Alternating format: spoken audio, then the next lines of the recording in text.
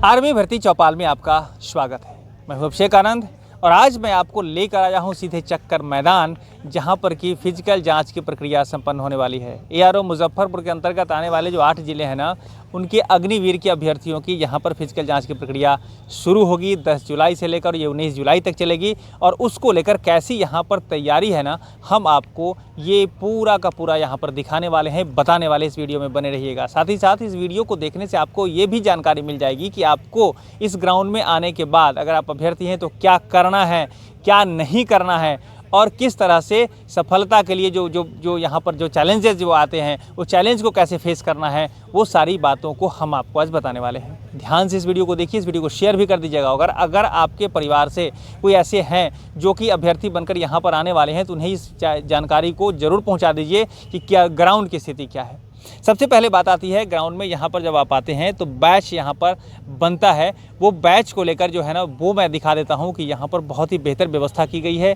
यहाँ पर आप देख सकते हैं कि अलग अलग जो है वो कैटेगरी बना दिया गया है और इसमें सब में सिंबल भी लगे हैं और जैसे जैसे आप आते हैं यहाँ पर उसको बैच बाय बैच वहाँ पर अरेंज किया जाता है। क्योंकि जो दौड़ की जो प्रक्रिया होती है 1600 मीटर दौड़ की, उसमें वो अपने अपने बैच के अनुसार ही वहाँ पर दौड़ते हैं। वो सिलेक्टेड जो कैंडिडेट जो यहाँ पर सी एग्ज़ाम के बाद यहाँ पर आए हैं, उनका बैच यहाँ पर बनता है। तो ये जो है आपको ध्यान रखना है कि ये बैच में यहाँ पर जब आप बनाने के लिए आते हैं तो शांतिपूर्ण तरीके से जैसे जैसे आप आएंगे वो बैच यहाँ पर आप वो बनते जाएंगे और बैच में आप यहाँ पर आकर बैठेंगे। अब आती है बात यहाँ पर जो चैलेंज का सबसे पहला दौर मैं अगर मानता हूँ चक्कर मैदान में आने के बाद या किसी भी मैदान में फिजिकल जांच प्रक्रिया में, वो है 1600 मीटर दौड़ की।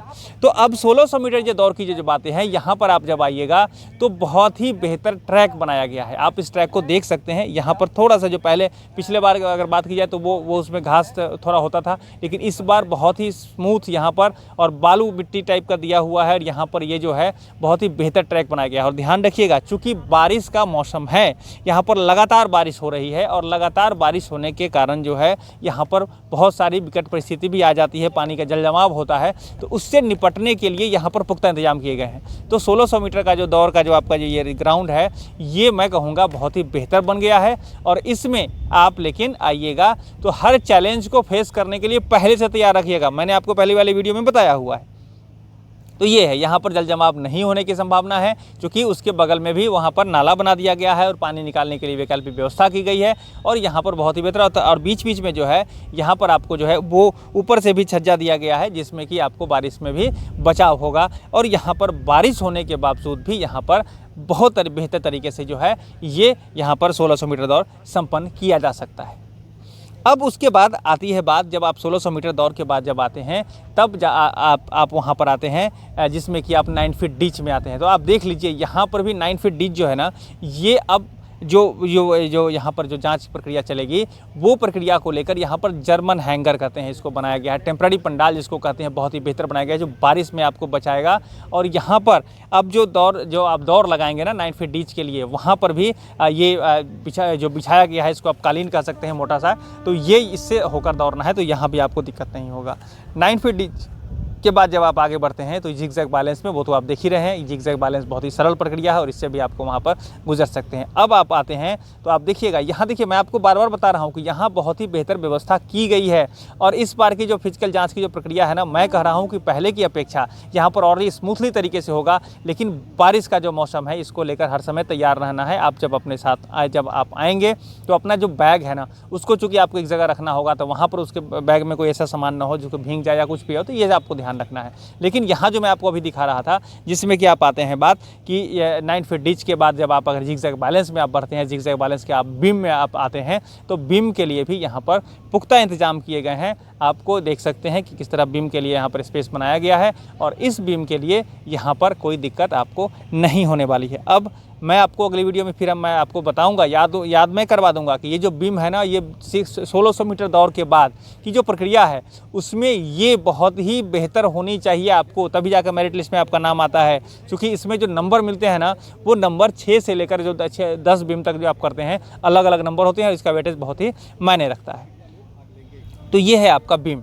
और इसके बाद मैं आपको बता दूं कि फिजिकल मेजरमेंट को लेकर के भी जो है यहाँ पर उसी जर्मन पंडाल के अंतर्गत ही ये सारी बातें हो रही है, मैं आपको बता दूं।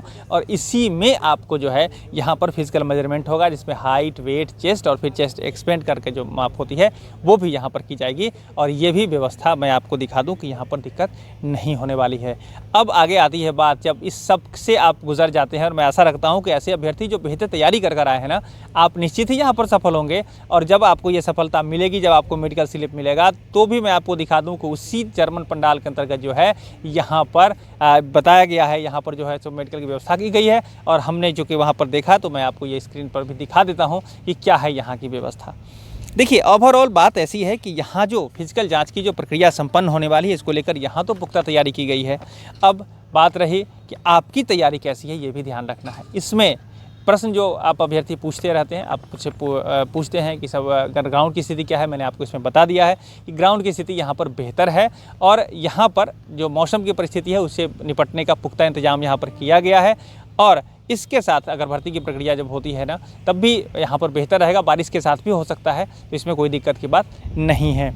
आपकी तैयारी की बात मैं आपको ये कहना चाहता हूँ कि ध्यान रखिएगा, भारतीय सेना की जो भर्ती की प्रक्रिया है ना, ये स्वच्छ है, निष्पक्ष है, पारदर्शी है, और इस प्रक्रिया में किसी भी प्रकार की गड़बड़ी की कोई गुंजाइश नहीं है। इसीलिए आप अपनी तैयारी पर भरोसा रखिए। अपनी तैयारी पर जब आप भरोसा रखेंगे, तभी जाकर आप सफल हो सकेंगे, और आपकी तैयारी से ही आप सफल हो सकेंगे। अगर कोई गलत व्यक्ति आपकी मदद करने की पेशकश कर रहा है, तो समझ लीजिए वो ठगने का प्रयास कर रहा है। उससे बचिए, और उसको जो है उसकी जो जानकारी है वो ARO के पदाधिकारी और पुलिस पदाधिकारी को दीजिए, जिससे कि गलत व्यक्ति ऊपर विराम लगाया जा सके। तो यह इसकी बातें थी। अगली वीडियो में फिर कुछ बेहतर लेकर आएंगे। हम फिर से आपको कहना चाहेंगे कि सारी प्रक्रिया यहाँ पर जो है वो संपन्न होने को लेकर जितनी भी अभी नई टेक्नोलॉजी के साथ जो व्यवस्थाएँ हैं उससे लैस है। और यहाँ पर चप्पे चप्पे पर CCTV कैमरे लगाए गए हैं।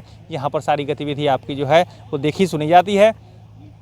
और आखिरी में हम आपको ये भी बता दें कि यहाँ पर जो है वो पानी की जो है शुद्ध पेयजल की व्यवस्था की गई है, यहाँ पर शौचालय की व्यवस्था की गई है। तो इन सब चीज़ों का आप लाभ लेते हुए अपनी बेहतर तैयारी से जो आप जब यहाँ पर आएंगे, तो अपनी सक्षमता का यहाँ पर परिचय दीजिए, सफल होइए, भारतीय सेना गौरव इतिहास में अपना नाम दर्ज कराइए। कोई सी भी समस्या अगर होती है तो सीधे मैं आपको कहना चाहूँगा कि ARO के जो पदाधिकारी होती हैं या जो भी आपके यहाँ पर इंस्ट्रक्टर होते हैं, आप उनसे सीधे बात करिए, वो आपकी मदद के लिए होते हैं। यही आज की बातें थी।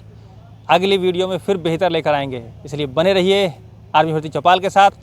और चैनल को सब्सक्राइब कर लीजिए, अगर आपने आज तक नहीं किया है सब्सक्राइब जरूर कर लीजिए।